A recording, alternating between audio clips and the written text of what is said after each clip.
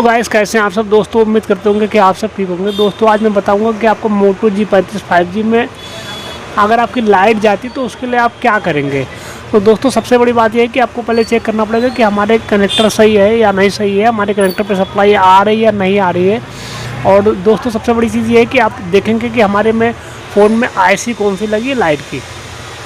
तो दोस्तों देखिए यहाँ पर लेकर देखिए आप ध्यान से, ये लिखा हुआ है LCD लाइट LK0SCC या AW9970 भी लगा सकते हैं, कोई दिक्कत की बात इसमें नहीं है। बाकी देखिए यहाँ पर देखिए फोर्स के ईओएस लगा हुआ है, स्पेक्ट्रम का CPU लगा हुआ है, बाकी ये रैम अलग से लगा हुआ है। तो दोस्तों इस तरीके से आपको देखिए यहाँ पर देखिए पहचानना ही है कि देखिए कोयल लगा हुआ है, एक कैपेसिटर लगा हुआ है यहाँ पर देखिए, और एक डायोड लगा हुआ है। इस तरीके से दोस्तों आपको पहचानना ज़रूरी है, बिना पहचाने आप काम नहीं कर पाएंगे। तो दोस्तों सबसे बड़ी बात यह है कि आप इस चीज़ को समझिए। और दूसरी चीज़ ये है कि LCD कनेक्टर के किस पॉइंट पर आपकी लाइट की सप्लाई आ रही है ये जानना बहुत ज़रूरी है।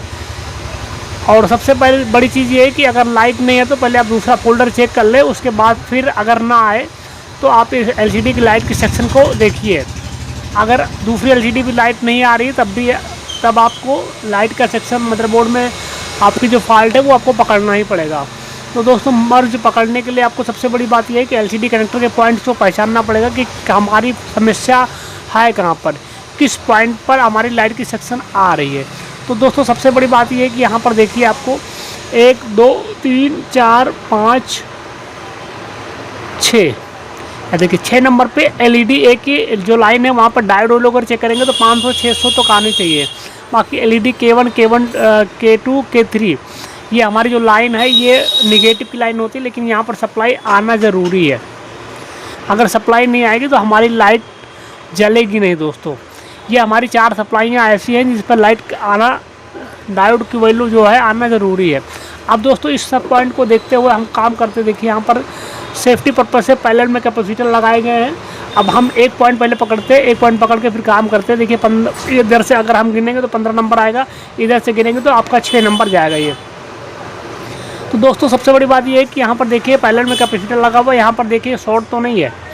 अगर शॉर्टिंग आ रही है तो आपको देखना पड़ेगा आगे कि शॉर्टिंग है कहाँ पर। अगर हमारी GR आ रही है तो भी जो है ठीक है, कोई बात नहीं है। लेकिन अगर हम हार्ड टेस्टिंग करेंगे तो हार्ड टेस्टिंग का मतलब ये है कि जितना वोल्टेज हमारा BPS देगा उतना वोल्टेज यहाँ पर आना ज़रूरी है। तो देखिए LED A की जो लाइन है यहाँ पर देखिए पैरेलल में कैपेसिटर लगा हुआ है सेफ्टी पर्पज़ से। अब दूसरी चीज़ ये है कि यहाँ पर देखिए 510K का यहाँ पर रजिस्टर लगा दिया गया कि आगे यहाँ पर देखिए दूसरे कैपेसिटर लगा है, ये हमारी बूट कैपेसिटर लगी हुई है। और बूट कैपेसिटर के बाद देखिए यहाँ पर डायोड सीरीज़ में लगा हुआ है, डायोड सीरीज़ में ही लगता है, ऐसा नहीं कि आप पैरेलल में लगा दोगे।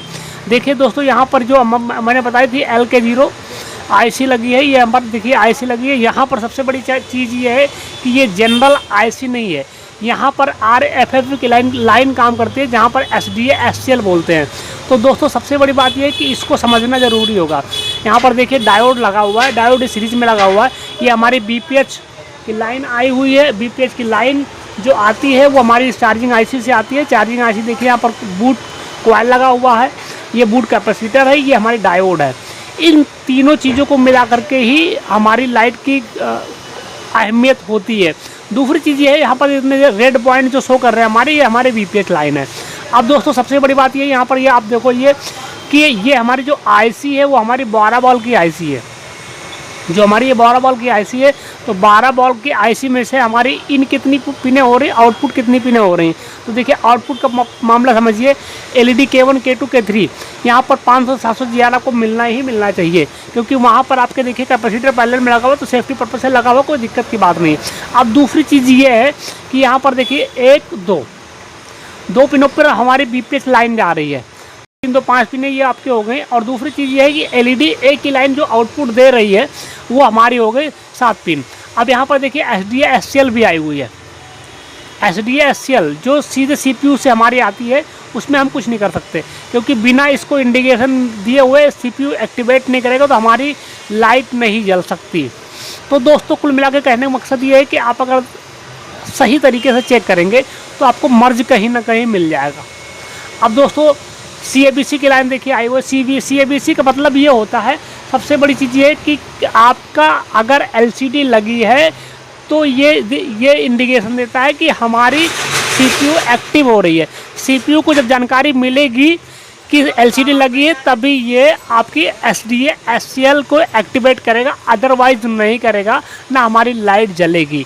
वोल्टेज बीपीएच की आएगी लेकिन लाइट जलेगी नहीं जब तक आप एलसीडी लगाएंगे नहीं। तो यहाँ पर देखिए सीरीज में रजिस्टर लगा हुआ, अगर सीरीज का रजिस्टर लीकेज या ओपन हो जाएगा तो हमारी दोस्तों लाइट नहीं जलेगी।